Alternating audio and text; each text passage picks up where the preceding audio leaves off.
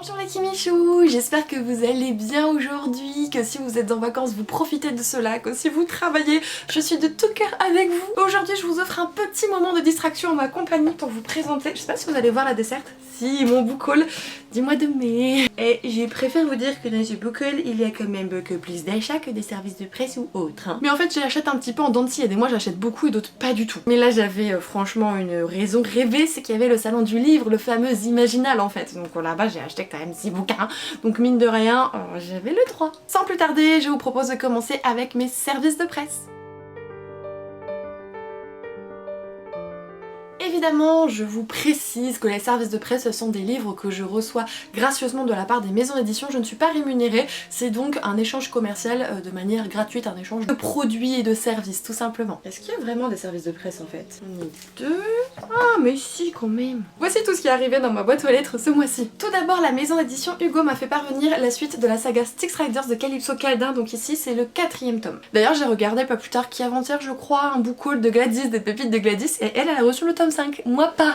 Il va falloir que j'envoie un mail à Hugo. Je ne suis pas à jour, c'est-à-dire qu'il me reste ce fameux tome 4 à lire, le 5 que je n'ai pas reçu et le 6 dont la publication était repoussée je crois en août. Styx Riders, j'en ai parlé déjà plusieurs fois quand même sur la chaîne, c'est ma saga New Romance révélation pour cette année 2023. Ici on est sur une thématique de bikers mais avec des clins d'œil, des allusions à la mythologie grecque. Chaque tome concerne notamment une romance précise. Et pour ceux qui suivent un petit peu la saga, je peux vous dire que ce coup-ci c'est au tour de Snack de passer à la casserole. Parce que j'ai besoin de vous préciser vraiment qu'il faut lire cette saga, que je vous la recommande plus. Je poursuis avec un service de presse qui me vient des éditions Lumen, c'est le premier tome de la saga Les Monstres de Papier, c'est écrit par Anne Seylin et c'est à retrouver, je vous ai dit, aux éditions Lumen, je me répète. Je vous avoue que je n'ai pas beaucoup d'informations, si vous avez l'habitude de regarder mes vidéos, vous savez qu'avec les éditions Lumen, je regarde le résumé au moment où on me propose de recevoir le roman et après je m'en éloigne très loin. Non, parce qu'ils sont quand même assez explicites, hein. Je sais qu'il y a des vibes un petit peu du studio Ghibli et notamment il me semble que c'est par rapport au voyage de Chihiro et peut-être même un mix avec le château ambulant. Dans tous les cas, quand on me dit studio Ghibli, et je cours très vite. D'ailleurs on m'a bien précisé que ça se dit studio Ghibli et pas Ghibli, mais c'est dur, les vieilles habitudes ont la vie très dure. Je crois que dans cet univers les fameux monstres de papier c'est quelque chose d'assez négatif, c'est un peu genre l'ennemi et je sais pas trop ce que va faire notre protagoniste. Je crois qu'ils sont sur une ville qui bouge, quelque chose comme ça, donc c'est pour ça que ça me fait penser moi au château ambulant, mais forcément je ne suis pas grand chose. Je resterai toujours votre booktubeuse en carton préféré, ne vous inquiétez pas. Par ailleurs, j'ai eu l'occasion de me rendre à une soirée avec la maison d'édition J'ai lu. Dans celle-ci, on nous a offert du coup le poche du premier tome de la saga Les Voleurs de Fumée, écrit par Sally Green. J'avais commencé ce premier tome il y a quelques temps déjà, j'en avais lu genre 80 pages, et je m'étais dit, puisque j'ai l'occasion de rencontrer l'autrice, j'aimerais quand même être à jour, au moins avoir lu un tome quoi de sa saga. En définitive, j'ai lu 90 pages et il est encore mis de côté, donc c'est compliqué. C'est pas l'histoire du tout, hein, c'est juste, je sais pas, peut-être moi qui est pas dans la vibe, je sais pas du tout. Dans la mesure en fait on va suivre beaucoup de protagonistes différents, autant une princesse, un garde, une femme qui justement tue les démons, récupère la fumée pour les vendre. Je crois qu'il y a aussi un autre protagoniste mais je sais plus ce qu'il est, lui je l'ai pas encore rencontré, je crois qu'il s'appelle Edouard et qu'il est d'ailleurs homosexuel, donc ça c'est cool pour la représentation. Et vous voyez, je sais pas grand chose de plus et en fait là où j'en suis, il n'y a pas eu énormément d'avancées jusqu'à présent dans la mesure où vraiment c'est un roman choral et on va finalement voir un petit peu tous les points de vue des différents protagonistes. Évidemment ce roman est donc dédicacé par l'autrice. Ce qu'il faut savoir, c'est que celui-ci, je ne le garderai pas, je vous le ferai gagner à un moment donné, vous verrez bien quand. Continuons avec la maison d'édition Hugo, j'ai donc pu avoir l'occasion de rencontrer Lily Blabla lors d'une soirée et j'ai pu récupérer le premier tome, tout du moins la partie 1 de sa duologie, Le Soleil de Minuit. Je vais être honnête avec vous, comme toujours, je n'en sais quasiment rien de ce roman. C'est-à-dire que je sais qu'on m'a dit qu'on est sur une romance toute douce, toute mignonne, tout cute, pas forcément de scènes explicites ou autres, pas forcément de revirement de situation gargantuesque en mode il s'est passé un truc hyper trash, on n'est pas du tout là-dessus, ça c'est ce que j'ai compris. Et par conséquent, ça me suffit amplement pour voir un petit peu ce que peut donner ce roman. De la part des éditions Brajlon mais surtout la collection Big Bang, j'ai donc pu recevoir cette espèce de spin-off sur Sorcery of Thorns, à savoir Mysteries of Thorn Manor de Margaret Rogerson. Pour le coup, ce bouquin il est vendu uniquement dans sa version collector alias l'édition grimoire. C'est-à-dire qu'en fait c'est un livre relié, donc toc toc, avec la dose jaquette qui s'enlève donc et ça c'est la tête du bouquin. En soi c'est exactement la même couleur et ça se présente de la même manière que l'édition grimoire également de Sorcery of Thorns. Et pourquoi est-ce qu'on appelle ça une édition grimoire? c'est tout simplement en fait parce que la tranche contient notamment des pages, mais en fait c'est des pages un peu sortantes. C'est-à-dire qu'en soi vous n'avez pas les pages qui sont alignées, c'est comme si finalement vous aviez des documents à l'intérieur qui dépassaient et qui fait qu'on pourrait les apercevoir sur la tranche justement. Même s'il est tout petit, j'avoue que je ne l'ai pas encore lu. Et d'ailleurs je viens de voir ça sur la couverture, c'est peut-être tout petit, mais je sais pas si vous avez vu, il y a Silas juste ici. Autant je conçois que beaucoup de personnes ont croché sur Nathaniel, mais autant moi je suis Team Silas, Team le démon, vous voyez. J'ai hâte qu'il passe à la casserole, parce que j'avais lu Sorcery of Fonts à sa sortie, donc ça commence à remonter à au moins 2 ans facile, donc j'ai hâte de me replonger dans cet univers. Hugo m'a vraiment gâtée ce mois-ci, puisque j'ai également pu recevoir une box, un coffret spécial pour justement la sortie du tome 4 de Campus Drivers, écrit par C.S. Quill. Alors je me rends pas trop compte de s'il est plus gros que les autres, mais je pense qu'en toute honnêteté il doit y être un petit peu plus, parce que moi je les ai lus en poche, donc là il me paraît énorme, genre une briquette de l'espace. Là on est bien après la trilogie de base dans la mesure où ils vont quitter l'université et justement on va suivre certains personnages, et en plus de cela il me semble qu'il y a une autre application que les Campus Drivers,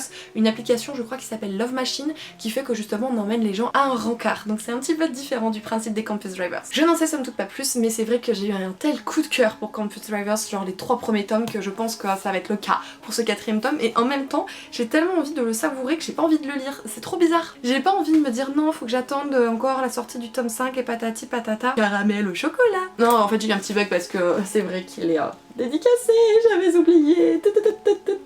Ah là là, j'ai quand même pas mal de séries que j'adore plus chez Hugo. Je pensais que j'avais fini avec les romans en mode service de presse, mais j'ai oublié qu'il y avait tout cela. En mai, j'ai également eu l'opportunité de recevoir mon tout premier service de presse de la maison d'édition Corrigan, et il s'agit donc du premier tome de la saga Frost et Nectar de Sean Crawford. Celui-ci, je vous l'ai présenté dans ma pile à lire de l'été, que vous pourrez retrouver juste ici si vous le souhaitez. Que je crois pas que ce soit la pile à lire de l'été, je crois que c'est ma pile à lire pour le challenge de Emma.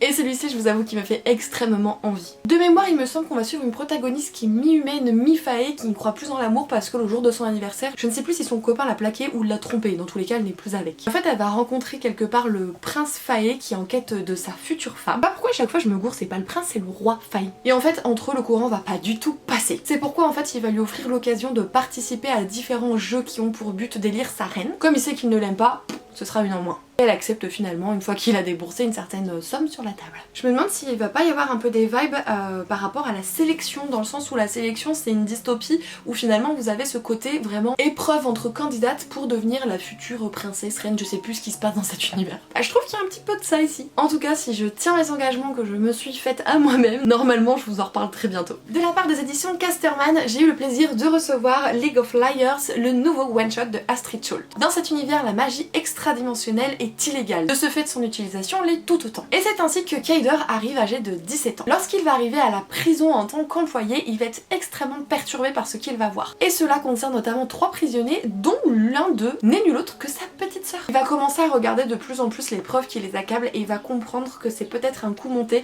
que ces preuves ont peut-être été montées de toutes pièces. Le but est donc d'essayer de faire en sorte de faire sortir ces 3 prisonniers. Personnellement, je connais déjà un écrit de l'autrice qui est donc For Dead Queens et j'avais grandement apprécié. C'est vrai qu'ainsi j'attends quand même un certain level pour ce roman. Les éditions Rajo m'ont fait parvenir le premier tome de la saga Le Bureau des Affaires non résolues de Christophe Guillemot. C'est un roman un petit peu dans la vibe de Meurtre mode d'emploi par exemple, publié aux éditions Casterman, ou encore Kiman des éditions Nathan. On est au cœur de cette thématique des enquêtes à destination d'un public plutôt young adulte. Ici c'est le premier tome, mais c'est parce qu'en fait le tome 2 est sorti je crois au mois de juin. Et j'étais très intéressée par cette saga dans la mesure où j'ai beaucoup aimé Meurtre mode d'emploi le premier tome. Du coup j'en ai parlé un petit peu à l'attaché presse de chez Rajo et elle m'a proposé de recevoir le premier tome que voici. Il faut savoir que l'auteur est commandant de police et il excelle depuis de nombreuses années dans des domaines un petit peu plus noirs. Visiblement son premier roman intitulé Chasse à l'homme, publié aux éditions Fayard, a reçu un prix en 2009. Encore et toujours du Hugo, mais ce coup-ci ce sera la collection Romantasy. J'ai donc pu recevoir le premier tome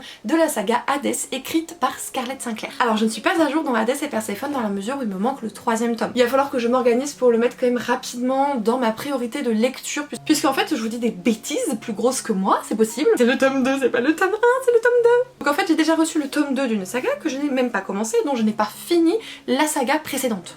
on adore. La particularité de cette série, c'est que c'est exactement la même que Hadès et Perséphone, mais ce coup-ci, on va suivre l'histoire du point de vue du dieu des enfers. Et je pense que ça peut nous réserver quelques petites surprises, puisque de mon point de vue, j'imagine qu'on va plutôt se pencher sur ces affaires un peu interdites, ces affaires avec les humains, avec sa boîte de nuit, avec les enfers, et du coup, j'en attends beaucoup. J'ai également pu recevoir mon tout premier service de presse de la collection R. Il s'agit bien sûr du Tombeau des Immortels, du coup c'est le premier tome de la nouvelle trilogie Vampyria America de Victor Dixon. Celui-ci je l'ai déjà lu, donc je vous en reparlerai prochainement sur la chaîne. Et je peux vous dire que j'aime tout autant l'univers Vampyria, est un univers que je trouve absolument bien construit, très intéressant, avec des codes un petit peu différents de ce qu'on peut avoir l'habitude de voir. Pour autant, si vous voulez vraiment vous lancer dans cette série, moi je vous recommande quand même de suivre l'ordre de parution. Dans la mesure où ici on retrouve un protagoniste qui apparaît dans la première trilogie, mais dont il a un destin bien particulier, et c'est pour ça que ici il fait partie de ce qu'on appelle les 6 Desperados. Victor Dixon nous emmène donc aux Amériques, et les 6 Desperados, ce sont donc 6 personnes qui vont se regrouper et qui vont travailler ensemble afin de faire prisonnier des vampires nouveau-nés, des vampires très attendus, et ainsi pouvoir obtenir leurs différentes revendications. Victor Dixon change quand même un petit peu sa plume, il nous propose un roman choral et aussi beaucoup de retours dans le passé. Vous avez un chapitre présent, un chapitre passé sur le même protagoniste durant un certain temps, ce qui à mon sens dynamise énormément le récit. Il me reste 2 graphiques à vous présenter. Le premier d'entre eux, c'est le tome 2 de la BD Le Jardin des Faées de Audrey Alouette ainsi que Moretti. Ça s'intitule La Petite Reine et c'est à retrouver aux éditions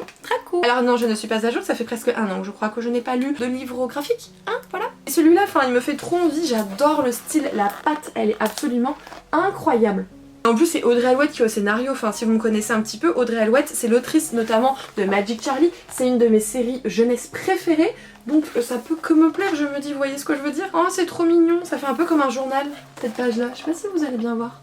Donc même si par exemple sur Bookstagram etc parler graphique c'est pas ce qui fonctionne le plus, c'est pas grave, si j'ai envie de le faire, je le ferai. D'ailleurs c'est une duologie et comme c'est le 2e tome, elle est donc terminée d'être éditée. Et le second graphique que j'ai reçu, il s'agit du premier tome du roman graphique, vous avez compris, True Colors de Lily Blabla et Morgane Moncombe, plus l'édition Hugo. J'ai eu l'occasion d'être invitée à une soirée au mois de mai me semble, justement par rapport à la sortie de ce titre. C'est ainsi que comme je vous ai dit j'ai pu rencontrer Lily Blabla mais aussi Morgane Moncombe. De ce fait je peux vous dire avec une grande banane que mon roman est donc dédicacé. Je l'ai lu aussi et en plus je vous ai donné mon avis dans un vlog, je vous le mettrai juste ici. En attendant, si vous voulez en savoir un petit peu plus, June est graphiste, c'est-à-dire qu'en fait elle va dans les galeries d'art et essaie de dénicher des petites pépites pour après pouvoir les représenter. C'est ainsi qu'elle va rencontrer Elliot, qui a d'ailleurs un secret malheureusement, il n'a aucune mémoire des visages, c'est tout flou à chaque fois que la personne lui tourne le dos ou qu'il ne l'a plus à portée de vue. Évidemment il va y avoir un certain rapprochement comme vous pouvez le constater. Mais ce qu'il faut savoir c'est que Elliot ne vit quasiment que pour la vengeance et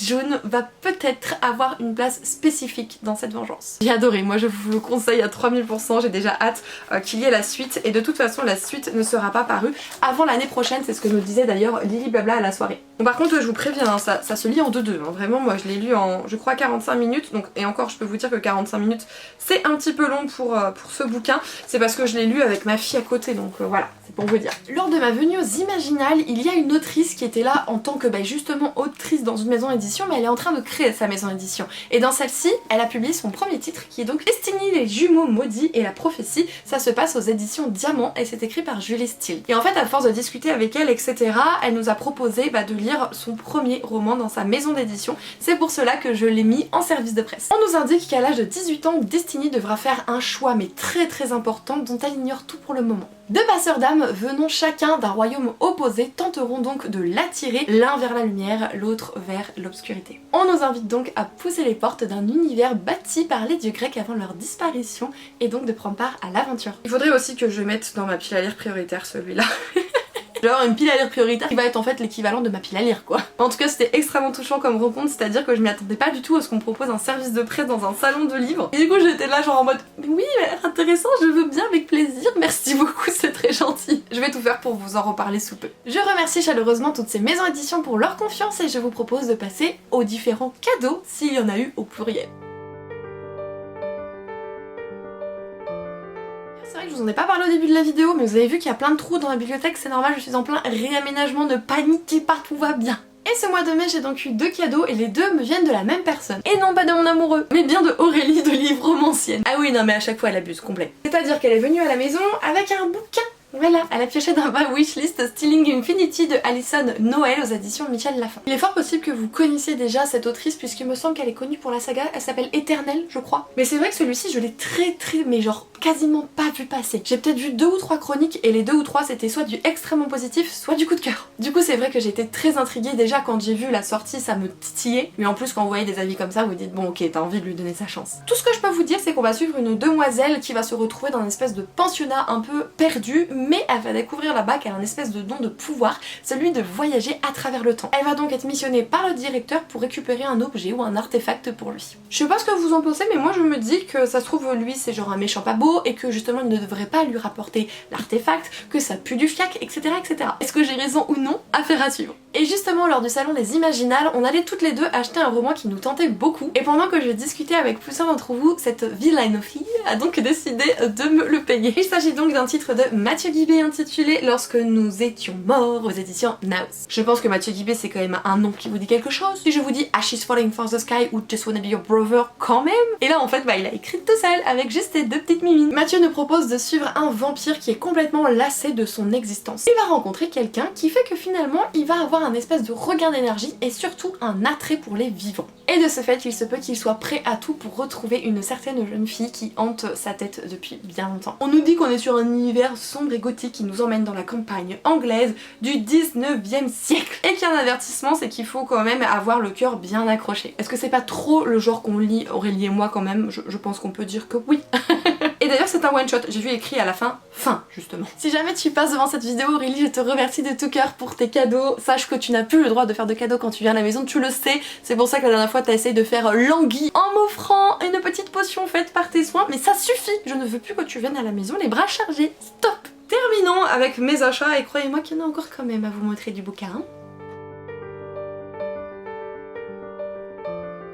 Je finirai avec mes achats des Imaginales dans la mesure où je vous les ai déjà présentés, j'essaierai de passer assez vite dessus. Par contre, je n'ai pas pu m'empêcher de craquer sur La fille de la déesse de la lune de Sullitan aux éditions Hugo Collection Stardust. Bien sûr j'ai pris l'édition collector, donc c'est un toc-toc avec un jaspage un petit peu saumon on dira. C'est une duologie dont le tome 2 paraîtra autour de la rentrée littéraire. De mémoire il me semble que la fille de la déesse de la lune en fait elle vit de manière secrète, c'est-à-dire qu'une personne ignore son existence et doit continuer de l'ignorer. J'ignore si c'est elle ou sa maman, il me semble que c'est sa maman qui aurait volé en fait quelque chose à cette personne, une espèce de potion ou autre, quelque chose en rapport avec l'immortalité. Et en fait cette personne va donc capturer sa maman et en faire sa prisonnière. Notre héroïne va donc se rendre dans ce royaume en essayant en fait de s'intégrer à l'armée afin de se rapprocher de plus en plus de ce qu'il se passe et donc de tenter de libérer sa mère. Moi je trouve qu'il a énormément de vibes par rapport à Mulan avec ce côté on se fait passer pour quelqu'un d'autre et on va donc prendre part à la guerre. J'ai hâte de le lire, c'est vrai que je vous l'avais proposé en lecture commune sur le Discord mais c'est pas lui que vous avez choisi, tant pis pour moi. Mais bien sûr vous pouvez me faire confiance pour le lire, c'est vrai qu'en ce moment je suis assez attirée par ce genre de roman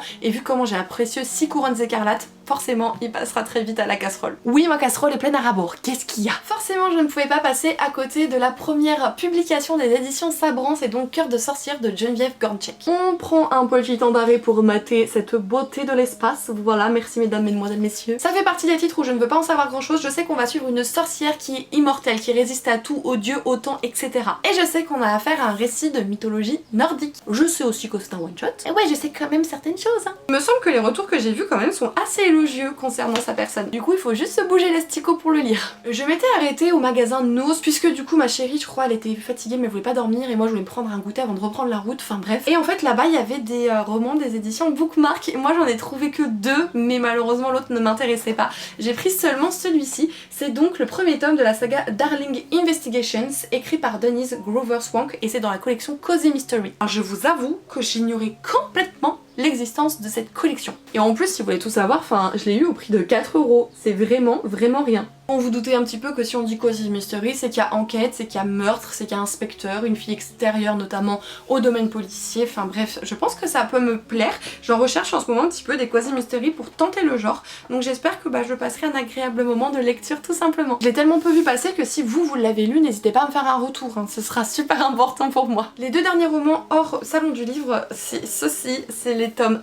1.5 et 2 de la saga Captive de Sarah Rivens aux éditions BMR. Maintenant que vous les avez vus, je vais pouvoir du coup enlever ce petit truc là, ce bout de ficelle. Et en fait le prix est indiqué ici, vous allez voir, voilà à combien j'ai eu les deux tomes à 3,50€, c'est incroyable, enfin je me dis 3,50€ les deux bouquins et ils valent 20€ unité chacun. J'ai payé 3,50€ des bouquins qui valent 40 balles et en plus ils sont en super état, je pense que vous l'avez constaté, il n'y a même pas les coins cornés ou quoi, enfin ouf. Et en plus j'ai hésité mais non, là je suis en train d'écouter en audio, du coup vous l'avez compris, le tome 2 de la saga Fable et j'avais beaucoup hésité à écouter justement le tome 1.5 de la saga Captive. Le premier tome je l'ai également écouté, si ça vous intéresse de l'écouter de manière gratuite c'est disponible sur Nextory, donc vous avez mon lien pour avoir 45 jours gratuits en barre d'infos. Le tome 2 n'est pas encore disponible par contre, il n'y a que le tome 1 et 1.5 pour le moment. Et Captive, si vous posez un petit peu des questions, c'est une histoire un peu en mode mafia avec notamment ici des captives. Les captives ce sont un petit peu, on va dire, les objets sexuels de certaines personnes, sauf chez les mafieux en fait, les captives c'est plutôt des personnes qui les aident dans leur travail. Et notre héroïne n'a connu sa condition de captive que comme objet sexuel. Du coup quand elle arrive là-bas elle est un petit peu déroutée de ce qu'on peut lui demander, surtout dans la mesure où son propriétaire, j'aime pas ce mot mais c'est un peu ça, il ne veut pas d'elle. Il a eu une captive, c'est parce qu'il a été forcé et croyez-moi qu'elle va payer cher cette décision des autres le concernant. Donc on est vraiment sur de la dark romance, sachez-le. Mais c'est pas non plus un truc hyper dark. Pour moi il y a quand même nettement plus dark que celle-ci, même s'il y a une scène assez connue, on va dire, qui ressort de Captive, qui par contre fait froid dans le dos, j'avoue. Il n'y a plus qu'à. On va donc conclure avec mes achats des Imaginales. Je me suis donc pris L'Ascension des Dragons de Marion Aubry aux éditions Plume Blanche. Je ne vous ferai pas l'affront de vous reparler de ce roman, il y a une vidéo entière qui lui est consacrée sur la chaîne que je vous mettrai juste ici. J'ai également pu rencontrer Anatrice et je lui ai pris le tome 1 partie 2 de sa saga La Guilde des Ombres aux éditions Plume Blanche encore. J'ai déjà lu le tome 1 partie 1 et j'avais très envie de pouvoir justement m'octroyer la suite de la lecture de la saga, notamment je pense vous proposer une ELC au mois d'août puisque le tome 1 partie 1 on l'avait lu en lecture commune, donc pourquoi pas le continuer avec vous si vous êtes chaud patate. On est sur de la dark fantasy avec une guilde d'assassins. Voilà. On enchaîne avec mon troisième et dernier Plume Blanche, ne vous en faites pas, il s'agit de Tiziri d'Alexiane Delis. Ça c'est à cause de vous clairement que je l'ai acheté. C'est-à-dire que je ne peux pas me permettre d'acheter toutes les parutions des éditions Plume Blanche, bien que j'en ai un certain nombre quand même. Mais celui-ci, lors de live Instagram, vous m'avez dit que c'était clairement une vibe Avatar. Et quand vous m'avez dit ça, j'ai dit mais pardon, mais je le veux, I need cette chose, et du coup bah j'ai acheté cette chose. J'ai également pu me prendre un auto-édité, il s'agit de Vous êtes cordialement invité de Alex Sol, que j'ai pris dans sa version collector, donc c'est un toc-toc, j'adore les toc-toc et en plus il est super beau. On est sur un roman d'horreur, je vous préviens. En 2007 il y a eu notamment un incendie ravageur qui a décimé une grande partie du château où il y avait une colonie de vacances à l'intérieur. 12 ans plus tard, les 4 survivants n'ont aucun souvenir mais ils vont recevoir une invitation pour se rendre dans ce lieu. Une fois arrivés sur place, ils vont se rendre compte qu'il y a tout leur mets préféré qui est disposé sur la table mais personne pour les accueillir. Moi je trouve que ça donne la chair de poule ce genre de bouquin. D'ailleurs je suis dégoûtée parce que là-bas il y avait notamment une autrice auto-éditée que j'aurais vraiment voulu rencontrer parce que je voulais lui prendre un de ses bouquins, c'est Marine Kelada et j'ignorais qu'elle était là en fait, on avait oublié d'aller voir peut-être un petit peu plus loin dans le salon et du coup on n'a pas pu la rencontrer, sinon j'aurais eu un achat supplémentaire au minimum c'est sûr. Et le tout dernier roman de cette vidéo, et pas des moindres, il s'agit de Et parfois elle revient de Nora Lake aux éditions du Chat Noir. Alors c'est plus une nouvelle hein, qu'un roman puisque celui-ci contient 100 pages. Voilà. Mais Nora, je l'adore, autant en tant que personne qu'en tant qu'écrivaine. J'ai pu découvrir son titre Descendre sur tes mains qui a été publié aux éditions Hurlevent et pour lequel j'ai eu un gros coup de cœur. En fait je savais pas qu'elle était sur le salon et c'est quand j'ai regardé aux éditions du Chat Noir que j'ai entendu Kimi, j'ai levé les yeux, elle était de l'autre côté du stand, qu'elle fait oh, mais Kimi c'est Nora Alex, je fais Nora. C'était vraiment le truc inattendu. Et du coup elle avait un petit bébé aux éditions du Chat Noir, j'ai dit bah ok je veux même pas savoir de quoi ça parle, ne t'en fais pas, je te le prends tout de suite. Je peux simplement vous dire des petites thématiques parce que comme vous l'avez constaté c'est pas très grand donc j'ai pas trop envie de savoir ce qu'il en est. On va parler de deuil, de romance saphique et de rites funéraires. On a donc de la représentation FF, c'est assez intéressant. Ouf, ça y est les Kimichou, j'ai terminé de vous présenter mon book haul du mois de mai. Je ne pensais pas si conséquent mais en fait je me suis un petit peu lâchée quand même hein. J'espère que vous aurez passé un agréable moment en ma compagnie en visionnant cette vidéo. Comme toujours n'hésitez pas à rebondir dans l'espace des commentaires, soit en me disant des titres qu'on a achetés peut-être en commun, soit certains que vous avez lus et que vous avez très envie de me motiver à sortir de ma pile à lire au plus vite. N'oubliez pas non plus que l'emoji de soutien de la chaîne c'est la noix de coco et je vous invite vivement à la glisser par ici. Dernier petit aparté, sachez qu'à partir d'aujourd'hui toutes les bougies de ma boutique sont en précommande. Vous avez donc la possibilité de pouvoir enfin les acquérir puisque habituellement ce sont toutes des éditions limitées si ce n'est les 2 salves de précommande annuelles. De plus il y a un concours actuellement sur Instagram afin de remporter le premier tome de la saga Le Royaume du Nord de Virginie Despentes, le tout dédicacé par l'autrice. Petit laïus terminé. Prenez soin de vous les Kimichou, je vous aime très fort, merci pour tout ce que vous m'apportez en ce moment, vous êtes extrêmement précieux, vous n'avez pas idée à quel point. Je vous embrasse et prenez soin de vous s'il vous plaît. Ciao ciao.